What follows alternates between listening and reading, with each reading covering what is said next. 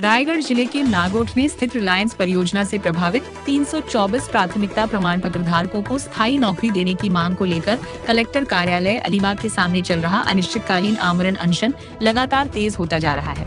भूमिपुत्र परियोजना प्रभावित सामाजिक संस्था के नेतृत्व में 2 जून से शुरू हुए इस आंदोलन में शामिल एक महिला आंदोलनकारी की तबीयत बिगड़ने की खबर सामने आई है, जिससे आंदोलनकारियों में रोष बढ़ गया है।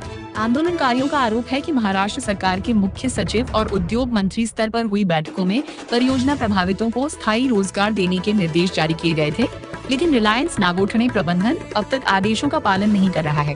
प्रदर्शनकारियों का कहना है कि प्रशासन और कंपनी दोनों उनकी मांगों को नजरअंदाज कर रहे हैं। संस्था के अध्यक्ष गंगाराम मिनमिने समेत आंदोलनकारियों ने चेतावनी दी है कि जब तक 324 परियोजना प्रभावितों को न्याय और स्थायी रोजगार नहीं मिलता, तब तक आमरण अनशन जारी रहेगा, चाहे इसके लिए किसी भी कीमत का सामना क्यों न करना पड़े। दादा, काय नाव आपलं आणि एकूणच आपण जिल्हाधिकारी कार्यालयाच्या बाहेर आमरण उपोषण करताय, काय परिस्थिती आहे सध्या, उपोषणकर्त्यांची काय अवस्था आहे? माझे नाव गंगाराम आहे मिनमिने, भूमिपुत्र प्रकल्पग्रस्त सामाजिक संस्थेचे अध्यक्ष आहे। आम्ही 24 जून 2025 रोजी माननीय सुजाता मॅडम मंत्रालय मुंबई येथे मीटिंग झाली। त्या मीटिंगमध्ये असे आदेश दिले, 324 प्रकल्पग्रस्त कायमस्वरूपी नोकरीत घेण्याचे आदेश जिल्हाधिकारी रायगड यांना देऊन असताना तिथे जवळजवळ आम्हाला चालढकल करत असल्यामुळे आम्ही 2 जून 2026 रोजी प्रकल्पग्रस्तांचा आमरण उपोषण घेण्यात आलेलं आहे। परंतु त्याच्यावर जिल्हाधिकारी आमच्या आणि प्रांत लक्ष टाकत नाही आणि अजून फिरकले सुद्धा आलेत नाही। धन्यवाद। दादा, काय नाव आपलं आणि जिल्हाधिकारी कार्यालयाच्या बाहेर आपण आमरण उपोषणाला बसलेले आहात आणि गेल्या अनेक वर्षापासून कायमस्वरूपी नोकरीसाठी हा लढा आहे, काय सांगाल? काय परिस्थिती आहे? कोण कमी पडतोय, प्रशासन, व्यवस्थापन की काय? कुठे उदासीनता दिसून येते? नमस्कार, माझं नाव संजय उथे, मी भूमिपुत्र प्रकल्प सामाजिक संस्थेचा सदस्य आहे। गेली कित्येक वर्ष म्हणजे तब्बल 5 वर्ष हा संघर्ष सुरू आहे।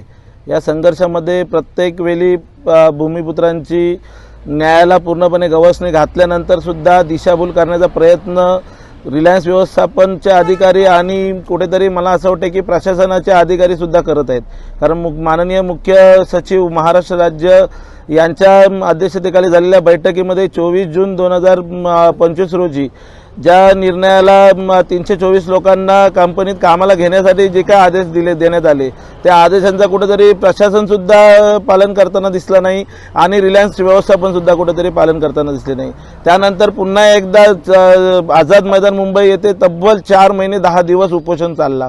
उपोषणाच्या अंतिम उद्योग मंत्री साहेबांच्या अध्यक्षतेखाली म्हणजे उदय सामंत साहेबांच्या अध्यक्षतेखाली एक बैठक घेण्यात आली। त्या बैठकीमध्ये स्वतः रोजगार हमी मंत्री भरतशेठ गोगावले साहेब होते, दुसरे म्हणजे आमचे अलिबागचे आमदार महेंद्र दलवी साहेब होते, कर्जत खालापूरचे आमदार महेंद्र थोरवे साहेब होते, 4 जिल्हा परिषदचे सदस्य उपस्थित होते। उपस्थितांमध्ये अजून रिलायन्सचे वरिष्ठ अधिकारी सुद्धा होते। इवाना रिलायन्सचे सीओ वंतारा ग्रुपचे काय सीओ आहेत ते सीओ सुद्धा त्या बैठकीला उपस्थित होते। भूमिपुत्रांचे पूर्ण सर्व कमिटी उपस्थित होती। एवढे मोठ्या संख्येच्या उपस्थितीमध्ये झालेल्या बैठकीमध्ये सुद्धा एक चांगला निर्णय झाला होता की पुन्हा एकदा या लोकांचा पूर्ण कामावर रुजू करून घ्या। तरी सुद्धा कुठेशी तरी कंपनी व्यवस्थापन टाळाटाळ करण्याचा प्रयत्न करत आणि कंपनी व्यवस्थापन जी ठेकेदारी आहे ती ठेकेदारी आमच्यावर लादण्याचा प्रयत्न करण्याचा पुरेपूर प्रयत्न करत आहे। तरी आम्ही ती ठेकेदारी स्वीकारत नाही आहोत आणि त्या ठेकेदारी न स्वीकारल्यामुळं आज आम्हाला आणि जिल्हाधिकारी कार्यालयाच्या माध्यमातून आज आम्हाला कुठलेही सहकार्य लाभताना दिसत नाही आहे। कारण आज आम्ही इथेची आम्हाला आमच्या हक्काची नोकरी मिळत नसल्या कारणास्तव जे काही उपोषण करतोय, आज दुसरा दिवस उपोषणाला आहे, तरी सुद्धा 4 उपोषणकर्ते ज्यांची 2 उपोषणकर्त्यांची प्रकृती सुद्धा खालावलेली आहे, तरी सुद्धा ते आमची दखल घ्यायला इथेची सुद्धा फिरकत नाही आहेत। कलेक्टर कार्यालय बाहेर उपोषण चालू आहे, तरी सुद्धा ते इथं येत नाही आहेत। त्याची एक शोकांतिका वाटते की आमच्या कुठेतरी प्रशासनाचा सुद्धा दुर्लक्ष आहे।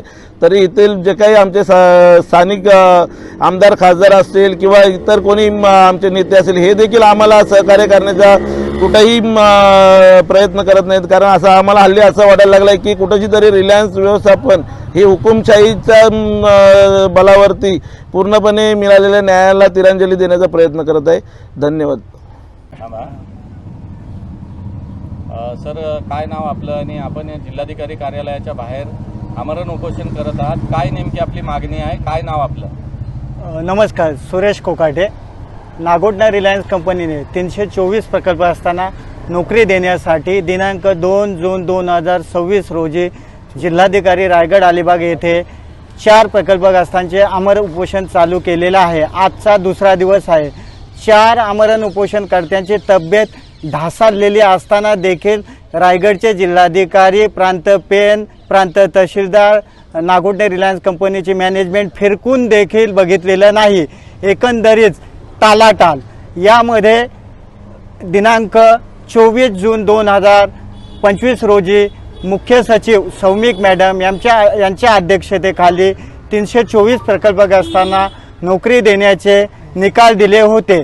परंतु रायगडचे जिल्हाधिकारी किसन जावले साहेब यांनी त्याची अंमलबजावणी केलेली नाही. एकंदरीत टालाटाल. पुन्हा एकदा 25/4/90 माननीय शरद पवार मुख्यमंत्री यांच्या अध्यक्षतेखाली झालेल्या बैठकीमध्ये 690 प्रकल्पग्रस्तांना नोकरी दिलेली आहे. यापैकी 600 प्रकल्पग्रस्त कामगार रिटायर झालेले आहेत.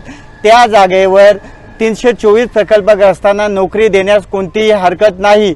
तसेच नवीन PVC प्लास्टिक कंपनी बेन्सी हद्दीमध्ये रिलायन्स कंपनीने 600 एकरामध्ये भराव करून फॅब्रिकेशन कामं चालू केलेली आहेत. त्याच्यामध्ये 11,000 कामगारांची गरज आहे. मात्र तेथे देखील 324 प्रकल्प असताना घेण्यासाठी कोणतीही हरकत नाही. एकंदरीत रिलायन्स कंपनीची टालाटाल आहे. तसेच 17 जून 2026 रोजी माननीय उद्योग मंत्री उदय सामंत यांच्या अध्यक्षतेखाली झालेल्या बैठकीमध्ये कायमस्वरूपी नोकरी देण्यासाठी चर्चा झाली. चर्चेमध्ये माननीय महेंद्र दलवी साहेब आमदार तसेच भरत गोगावले साहेब बैठकीला उपस्थित होते. त्याची देखील अंमलबजावणी रायगड जिल्हाधिकारी आणि रिलायन्स कंपनीने केलेली नाही. एकंदरीत फसवणूक आहे. तरी देखील रायगडचे जिल्हाधिकारी किसन जावले साहेब यांनी जोपर्यंत 324 प्रकल्पग्रस्तांना नोकरीचे जॉईंट कॉल देत नाही तोपर्यंत उपोषण चालूच राहील. तसेच नागोठणा रिलायन्स कंपनीचे प्रेसिडेंट शशांक गोयल यांनी 324 प्रकल्पग्रस्तांना कधी ड्युटीवर घेशा असे लेखी देत नाही तोपर्यंत उपोषण मागे घेणार नाही. धन्यवाद.